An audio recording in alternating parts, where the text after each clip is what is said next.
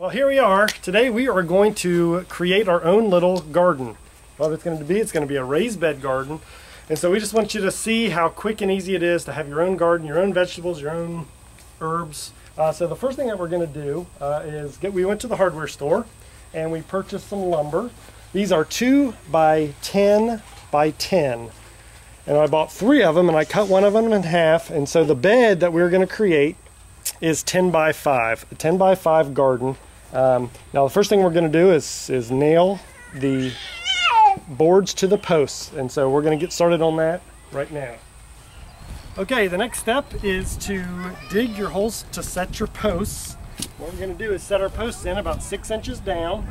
That'll give some stability to the border of the garden. Okay, the next step is for us to go ahead and nail the sideboards onto the posts.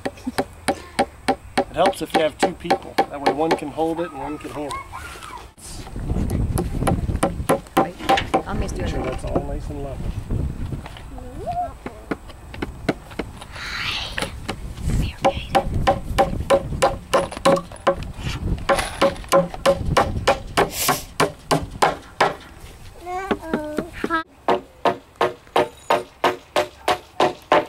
Okay, we're finishing up with the frame. In order to prevent weeds from coming through our garden, we're going to put down just simple newspaper. We're going to cover it with 2 to 3 sheets of paper, and that'll help prevent the weeds from coming through. Okay, the next step is to cover the newspaper with a layer of potting soil. We're going to put it on about 2 inches thick, then we're going to come behind that with some straw, and then another layer of soil. Hi.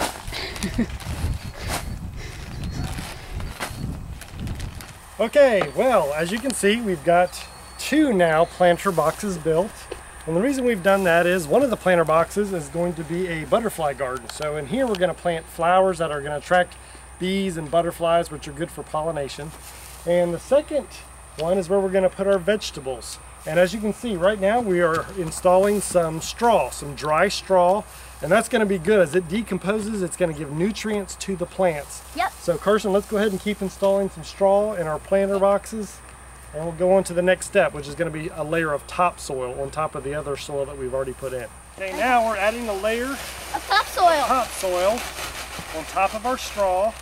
Again, the whole idea is that the straw would begin to break down. And this topsoil is going to provide nutrients. And as that straw breaks down, it's going to also provide nutrients to our plants.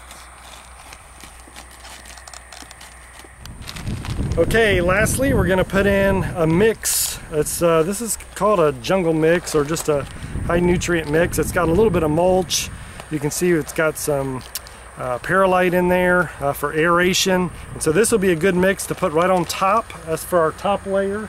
We're going to put this right on top of the topsoil. Well, we like to make our gardening a family affair, and so everybody contributes. Everybody gets their hands a little dirty. We have a good time. And it's always fun to see something grow, and so once the plants start growing and the vegetables start producing their fruit and veggies, then we'll all get to enjoy it together as well as we eat. You see, this is good. This thing is good, so you can get like kind of in the edges right there.